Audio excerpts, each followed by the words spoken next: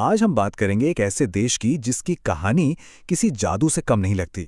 एक ऐसा देश जो सचमुच राख से उठकर एक ग्लोबल पावर हाउस बन गया। और नहीं, ये कोई चमत्कार नहीं था, बल्कि इसके पीछे थी एक सोची समझी जबरदस्त प्लानिंग।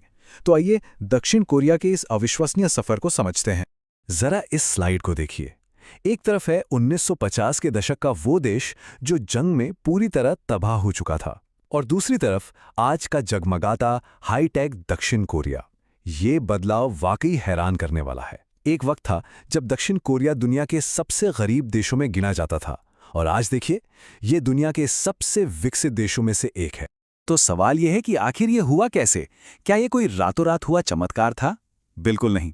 इसके पीछे एक बहुत ही सोची समझी लंबी सोच वाली योजना थी। चलिए इस पहेली के टुकड़ों को एक एक करके जोड़ते हैं। इस इनक्रेडिबल ट्रांसफॉर्मेशन की कहानी का जो सबसे पहला और शायद सबसे ज़रूरी हिस्सा है वो है एजुकेशन। दक्षिण कोरिया ने ये बात बहुत जल्दी समझ ली थी कि उनकी असली ताकत उनके लोग हैं, और उन्होंने उन्हीं पर सबसे बड़ा दांव लगाया। उनकी सोच एकदम साफ थी, मतलब उनके लिए एजुकेशन सिर्फ डिग्री लेना नहीं था।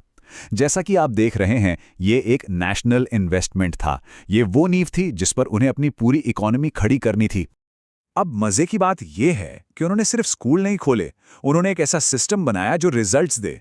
आप देखिए, हाई क्वालिटी करिकुलम, अनुशासित माहौल और बहुत ही कॉम्पिटिटिव स्टैंडर्ड्स, इन सब ने मिलकर एक ऐसी संस्कृति बनाई जहां मेहनत और बेहतर करने की भूख थी। इसी से एक हाई स्किल्ड वर्कफोर्स तैयार हुई। चलिए अब कहानी के दूसरे हिस्से पर चलते हैं। ये है सरकार का रोल। उन्होंने ग्रोथ को बस किस्मत के भरोसे नहीं छोड़ा। ये समझना बहुत जरूरी है, ये ग्रोथ अपने आप नहीं हुई। सरकार ने बाकायदा एक ब्लूप्रिंट तैयार किया। उन्होंने कुछ खास इंडस्ट्रीज को चुना, जैसे स्टील, जहाज बनाना, इलेक्ट्रॉनिक्स, और फिर पूरी ताकत लगा दी उन्हें ग्लोबल स्टेज पर खड़ा करने में। और इसी स्ट्रैटेजी से जन्म हुआ चेबोल का। ये एक कोरियन शब्द है जिसका सीधा सा मतलब है बहुत बड़े बड़े बिजनेस ग्रुप्स, जिन्हें सरकार का पूरा सपोर्ट था। और इन चेबोल के नाम तो हम सब जानते हैं ना, सैमसंग, हुंडई, एलजी, ये सब वही हैं। सरकार ने इन्हें शुरू में मदद तो दी, पर इनसे उम्मीद भी रखी कि ये दुनिया के बाजार में कम्पीट करेंगे और देश के लिए एक्सपोर्ट कमाएंगे। और ये कमिटमेंट सिर्फ बड़ी बड़ी फैक्ट्रियों तक ही नहीं था। जरा इस चार्ट पर नजर डालिए। दक्षिण कोरिया अपनी जीडीपी का एक बहुत बड़ा हिस्सा R&D यानी रिसर्च और डेवलपमेंट पर खर्च करता है। ये कई विकसित देशों के औसत से भी कहीं ज्यादा है। मतलब वो टेक्नोलॉजी कॉपी करने से शुरू हुए और आज वो टेक्नोलॉजी बना रहे हैं।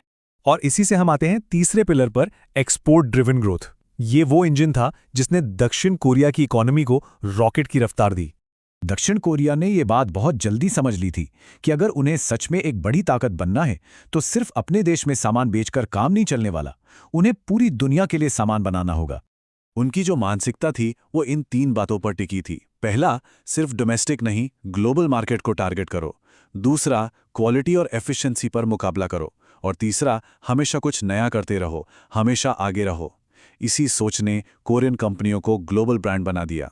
लेकिन इस कमाल की कामयाबी की कहानी का एक दूसरा पहलू भी है। इस तेज ग्रोथ की एक कीमत भी थी, जिसके बारे में बात करना जरूरी है।